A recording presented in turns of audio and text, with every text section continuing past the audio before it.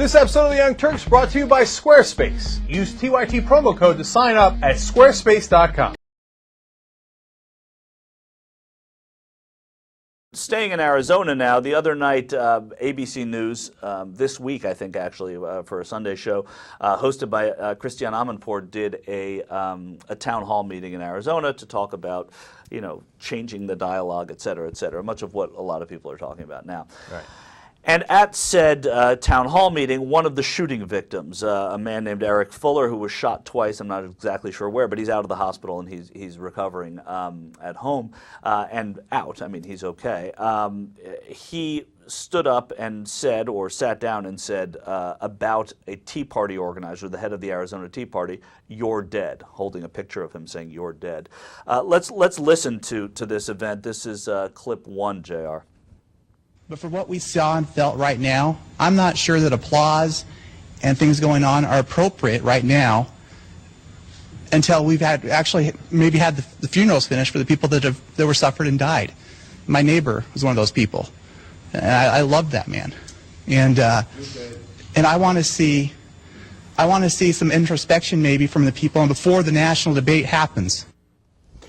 Now, that Tea Party guy is saying, hey, let's hold off on gun legislation because, of course, he doesn't want gun legislation, right? He doesn't want gun control. And now he's referencing a neighbor. I don't know his feelings towards his neighbor. I wish he hadn't used them in that way to try to make his own point about gun control when his neighbor was killed by a gun. Right. But his point here was also, and I'm just maybe over cynical here, but his point here was to criticize the applause that went on at the Obama speech, at the Tucson speech that the president made. So he's saying before we start applauding at a speech, I mean, that event, not having been to Tucson, not having had anything to do, seemed like a very cathartic event for the community. You could say the country, but I'm just saying the community because I don't believe it was cathartic for the country, but I'm sure that community is affected in ways that we don't know in the rest of the country. So, but this is him criticizing what he said was, implicitly a pep rally. Right. Now, Eric Fuller, you hear in the background, Eric Fuller is one of the victims. He got shot twice. Yeah. And he, as Michael says, as you heard there, "You're dead," right? Referring to this guy. Now, that's completely, totally unacceptable, right? Yeah. And, by the way, ironic. Here's, people making an argument that violent rhetoric led to this shooting. He is the victim of that shooting. Right. And then he's employing violent rhetoric, which is, and it's beyond violent rhetoric. It seems to be a direct threat. Well, right. It's understandable that you'd want retribution when something like this happened. This doesn't seem like the kind of environment in which to throw out that kind of retribution. So, and today he issued an apology, Fuller did. He'd say, "I'd like to tender my sincerest apologies to Mr. Trent Humphreys for my misplaced outrage on Saturday at the St. Odelia's town meeting. It was not in the spirit of our allegiance and warm feelings to each other as citizens of our great country."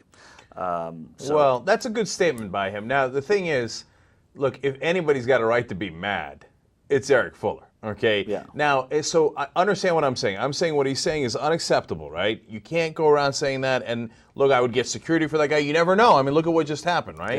Yeah. I'd get security for the Tea Party guy. Now, having said that, I'm not trying to judge him, right? Because I don't know how I would react if I got shot twice. And then somebody comes and tells me guns are a great idea, and then they had a neighbor, and then that neighbor who got killed by the same gun I got shot by, that's an awesome idea, etc., right? Now, I might be very angry too, but this is not the right way to voice that anger, as he now acknowledges. Yeah. And he's got a way to, funnel that frustration to a better cause, whatever you want to say. Of course. I mean, and you cannot do it this way. And in a bit of a postscript, he's now been admitted to a Pima County mental health facility. Fuller has been. Right. Because, I mean, look, I'm concerned about his mental health. I mean, you told me what I think we're all paying closer attention to people who need mental health care. So. Right. What was it about the Declaration of Independence? Well, he went home. What he said afterwards is that he's just been rewriting, he's been sitting down and rewriting the Declaration of Independence at home, which he knows by heart. So he's been doing it over and over as a way to get out his aggression or anger about the event. So. Yeah, I'm glad they've checked him in. Again, I don't want to judge him. At the same time, somebody is writing the same thing over and over again to try to calm themselves. I get a little concerned. Yeah. So, and if he already had issues, which I have no idea if he did or not, getting shot twice probably did not help those issues. Right. Just let's get him some help. Fuller was escorted out, as he should have been, by the police. We want to show you that clip number 2. As our town hall concluded, one of the victims of the shooting in our audience became agitated and was detained by security. James Eric Fuller, who was shot twice last Saturday, appeared to direct a threat towards a member of the Tea Party in our audience. When he spoke, Fuller was charged with a misdemeanor and involuntarily committed, according to the Pima County Sheriff's Office.